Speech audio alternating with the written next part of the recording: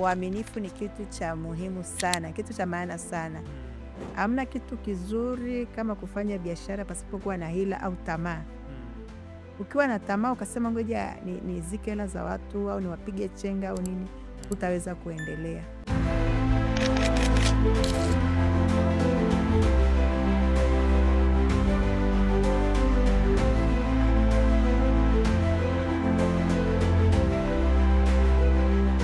Kuna zile story ambazo tunazisikia mtaani kwamba mtu fulani anakuambia alianza biashara pengine na 500. Especially kwa sisi vijana imekuwa ni jambo gumu sana kuweza kukubali. Sasa leo nakuletea mama ambaye alianza na mtaji wa 1500 lakini sasa hivi unazungumzia mamilioni ya pesa. Kwa hiyo katika episodi hii utaweza kujifunza namna gani ambavyo wewe unaweza ukalinda mtaji wako na ukakuza biashara yako mpaka kufikia kuwa biashara kubwa. Naomba bila kupoteza muda niweze kumkaribisha mama yetu aweze kujitambulisha na tutaendelea na safari yake ya kibiashara. Karibu sana. Asante. Mimi ninaitwa Lilian, ni mfanyabiashara toka nikiwa msichana hadi sasa. Ninakumbuka nilianza biashara na mtaji wa shilingi 1500 ambayo shilingi 1500 nilipata kutoka kwa dada yangu ambaye nilikuwa nakaa naye. Yeye alikuwa alishawahi kufanya hiyo biashara. Biashara yake ikakua, akawa anafanya biashara za kwenda boda. Leta mizigo ya dukani anakuja kuuza huko. Kwa hiyo akaniambia, mdogo wangu, chukua shilingi 1500, fanya hivi utafanikiwa. Kwa hiyo basi nikawa nachukua shilingi 1500. Nakumbuka ilikuwa ni mwaka wa 87. 87, 88, 89 niliacha ile biashara nikahamia sokoni. Na hapo yani kwamba dada alikupa hiyo 1500 ikiwa kama anakupa tu kaanzie mtaji au alikukopesha? Alinipa tu nikaanzie mtaji. Kwa sababu hapo nyuma nilikuwa nimeshakaa naye miaka 2. Tangu 84 nimezada 37, 85, 86. Hiki kitu ningependa kuizungumzia hii 1500 kwa vijana wenzangu na ikiwemo Gen Z, kwa sababu ni miongoni mwa watu ambao huwa tunakataa hivi vitu haviwezekani. Kwa hiyo 1500 ya mwaka 1987 ni sawa na kama 300,000 ya sasa hivi mwaka 2026. Baada ya hapo sasa ikawaje? Baada ya hapo nikawa nachukua samaki na waosha na kaanga nauzia mtaani barazani. Pale barazani kwenye nyumba tulikuwa tunaishi. Wakawa wanakuja wateja kutoka majirani, wapita njia, maana tulikuwa barabarani, wapita njia wakawa wananunua pale. Ile faida nilikuwa naipata nikawa naidunduliza. Dunduliza ilifika 1,200,000 na 200,000. Nikapata kizimba sokoni. Nikawa nauza sokoni. Na umezungumza kudunduliza, yani kudunduliza unakuwa unamaanisha yani faida yake naiweka kwenye kibubu, siitumiage. Kusema ukweli mimi bado nipo kwenye story ya kibubu, yani ni story fulani ambayo imenivutia kwa sababu natumaini hata hapa vijana wenzangu wanavowaza ni kama mimi navowaza. Kwamba ukisema ulianza na hiyo 1500, kibubu kikakupa kama 1,000,000, si ndio? Yani akili yangu kwa haraka nikawa nawaza kibubu kimoja pengine hakitoshi kuweka hizo 1,000,000, kwamba labda pengine walikuwa na vibubu viwili. Na ukiachana na hivyo nawaza kwa kipindi hicho labda benki zilikuwepo au hazikuwepo, yani na maswali mengi ambayo bado najiuliza. Benki zilikuwepo, lakini hatukuwa na ufahamu ule wa kwenda kuweka hela benki. Tulikuwa na ufahamu kwamba tudundulize kwenye kibubu. Alafu kumbuka wakati huo kulikuwa hela sio za noti. Ni shilingi 20, shilingi 100, shilingi ilikuwa. Hata kama zilikuwepo za noti, lakini zinazodundulizwa ni zile za faida ambazo ni za chenchi hizo. Kwa hiyo niliwekeza pale, siku ya kuvunja nikapata hela. Kabla sijavunja nikawa na mwenzangu, rafiki yangu akaniambia amepata kizimba sokoni, atakuwa anauzia sokoni sasa. Na kumbuka kule sokoni tutakaanga samaki kwa wingi. Kana kaanga samaki kwa wingi nauzia sokoni. Pale sokoni nikapata mawazo ya kuuza sangara, samaki sangara kutoka Mwanza. Wanakuja tayari wameshakaangwa, tunahesabiwa, tunapanga pale. Lakini pia nikapata mawazo pia kuuza dagaa. Na nikawa nimeshapata watu wa kunipa dagaa kwa mkopo. Kuna watu walikuwa wanatoka Mwanza kuleta mzigo, hawana wateja rasmi wa kuwauzia. Kwa naweza kwambia Lili, uza hichi, naambia sina hela bwana. Basi wewe uza tu hata gunia moja hapo, gunia mbili, tunakuachia, tunaenda, tukirudi utatupa hela yetu. Nikapokea, wakawa nachukua mzigo, wakaniamini, wananiwekea gunia 18 hapo, ninauza, wakija wanachukua hela. Na nilikuwa na wateja wengi kweli.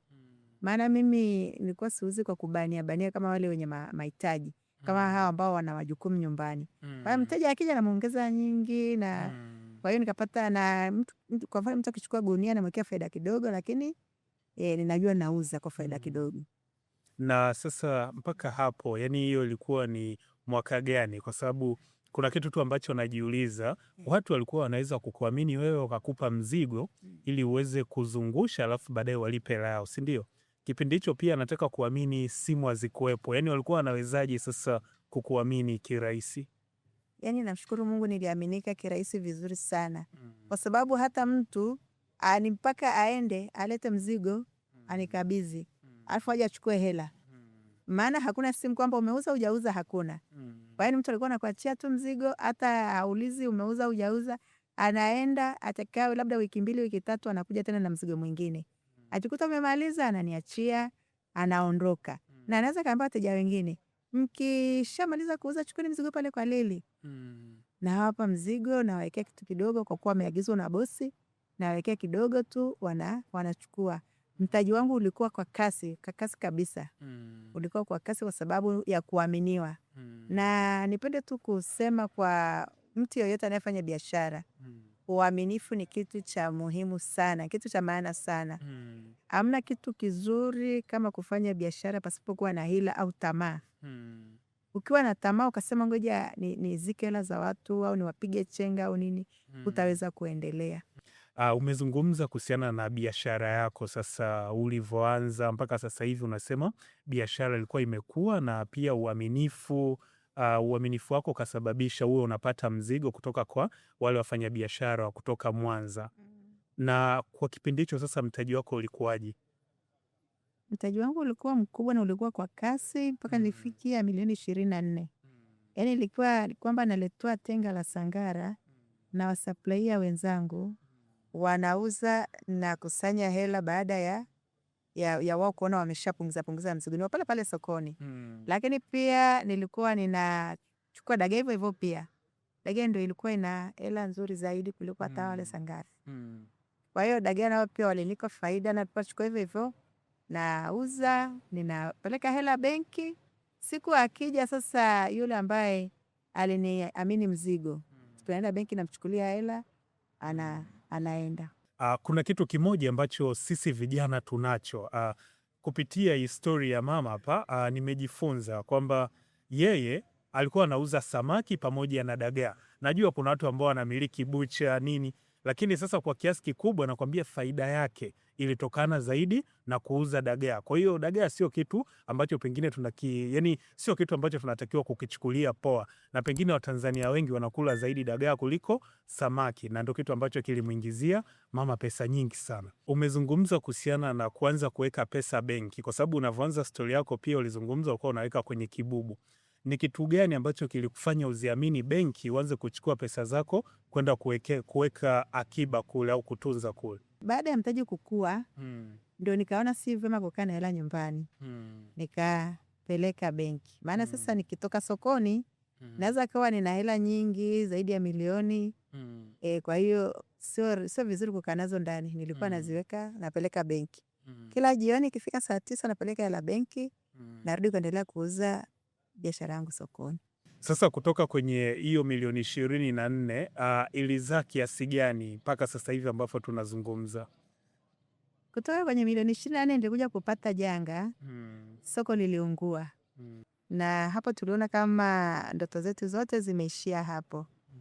Maana soko lilivyoungua, nilikuwa hela iliyoungulia pale, hela yangu mimi binafsi ni karibia milioni 18, ambapo nyingi kati ya hizo milioni 24, nyingi kati ya hizo zilikuwa za wale wateja wangu walikuwa wananiamini na wapa mzigo. Nilikuwa nimeshawapa, lakini pale ambapo sasa natazamia niuze nipate faida yangu, ndipo sasa soko liliungua. Kwa hiyo hela nilikuwa nayo mkononi ilikuwa haijafika milioni 10, lakini tukakaa tena nyumbani karibia miaka 3. Hapo umesema soko liliungua. Muda ambao soko linaungua kwamba ulipoteza milioni 18.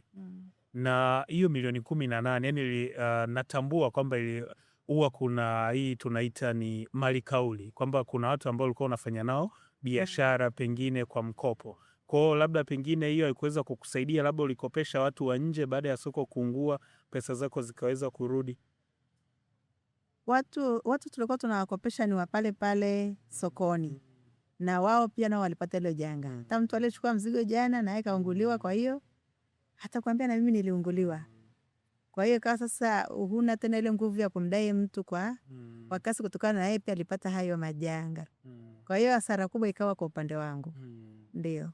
Ila kwa wale wa malikauli walikuwa wanalipa mzigo kwa malikauli wale nilikuwa nimeshaamana nao, hata kama kuna kidogo ilikuwa imebaki, lakini wao hakupata hasara, ndio ipata mimi. Watazamaji wetu pamoja na wasikilizaji, kama ambavyo mimi nilikuwa nategemea kwamba biashara ingekuwa imekuwa kwa kiasi kikubwa, tumeona majanga yametokea. Kwa hiyo soko limeungua, mtaji umepotea, yani kutoka kwenye milioni 24, milioni 18 zote zikawa zimeungua. Na hii inaonyesha ni namna gani pia biashara ni riski. Sasa ni kitu gani ambacho kiliendelea baada ya kuwa soko limeungua? Soko lilipoungua tuliambiwa kwamba tukae nyumbani kusubiria soko lijengwe na manispaa. Tukakaa nyumbani muda karibia mwaka, mimi nikawa nimehamia kwenye soko la mtumba Kiboroloni.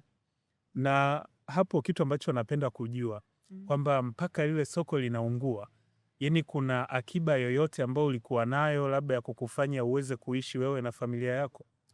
Ndio, nilikuwa na akiba kidogo, lakini pia nilikuwa naishi na mwenzangu ambaye na yeye alikuwa anaendesha maisha ya pale nyumbani. Kwa hiyo sasa tulipokuja kuhamia soko la Kiboroloni, nikaendelea na biashara pale. Ndani ya miaka 3 ndo soko linakamilika. Na soko lilivyokamilika, sisi tuliopata yale majanga hatukupewa tena kipaumbele. Kwa mimi sikukimbizana sana kutafuta nafasi, kwa sababu nilikuwa nimeshatafuta maisha mengine huku kwenye mtumba, nikaona kunafaa. Na pia sikuwa tena najua kama wale wa watu wa Mwanza, maana wakati ulikuwa hamna mawasiliano, kama tutaendelea kufanya nao biashara, sikujua kama tutaendelea kufanya nao biashara. Kwa hiyo nikaamua tu kubezi kule kwenye mtumba. Na umezungumza kwamba ulianza na mtumba, kwamba ikawa ni biashara mpya kwamba umeanza, si ndio? Biashara mpya. Na hizo pesa sasa za kuanza hiyo biashara, ningependa kujua zilipatikana wapi? Na umesema kulikuwa na changamoto ya mawasiliano na wale watu wa Mwanza. Hiyo ilikuwa ni mwaka gani bado mawasiliano ya kuwepo? Kama nilivyokuambia, nilikuwa nina kibubu cha nyumbani na nilikuwa nina hela benki. Kwa hiyo kile kibubu cha nyumbani cha matumizi madogo madogo ambayo niliyatumia kabla sijaanza kwenye biashara, wakati nasubiria soko lijengwe. Alafu zile zilizokuwa benki kidogo ndizo nilizoenda nazo kwenye mtumba. Ndio. Watazamaji, tumeona sasa baada ya kuwa ameanguka kibiashara, nikiwa namaanisha baada ya soko kuungua, alikaa miaka 3 akiwa anasubiria pengine soko jipya lijengwe. Lakini baada ya hapo akaamua kuingia kwenye biashara ya nguo za mitumba. Wewe unahisi ni nini kilitokea sasa baada ya mama kuingia kwenye biashara mpya? Mama, ni kitu gani ambacho kilitokea? Kilichotokea baada ya kuingia kwenye biashara mpya, nimeanza maisha mapya. Yaani hapo ni kwamba naanza maisha mapya. Na nilivyoanza maisha mapya, unajua siku zote mwanzo ni mgumu. Nilianza kidogo kidogo, lakini kwa kuwa baraka za mtu zinafuatana naye, nashukuru Mungu nilifanikiwa pia hata kwenye mtumba. Tukija kwenye hii biashara yako mpya, pengine ilikuchukua muda gani mpaka kuweza kuisoma na ukaona kabisa hii biashara inalipa na naweza nikaendelea kuifanya? Kwa kuwa nilikuwa sina biashara kabisa, nilijikita tu pale nikijua ninafanya kazi kwa sababu sina pengine kule kumeshaungua. Kwa hiyo nikasema sasa nianzie huku. Kwenye mtumba nilianza na milioni 1, lakini si kwamba nilikuwa naimaliza yote. Sababu wakati ule mtumba ilikuwa ni rahisi. Nalichukua belo shilingi 100,000, 80,000. Kwa hiyo nilikuwa naweza kuchukua hata belo 2, 3 ninauza. Alafu wakati ule kulikuwa kuna mzunguko wa kazi. Sasa kachukua Jumanne, ukachukua Jumatano, ukachukua Ijumaa. Kwa hiyo kila siku unaweza kakata mzigo. Tofauti na sasa hivi unakata Jumanne kwa Jumanne. Kwa hiyo kulikuwa kuna mzunguko mzuri wa kazi. Na niliendelea hivyo. Ile nilikuwa na hela nyingine ilikuwa benki. Kachukua nikanunua kiwanja, kachukua eneo la kujenga.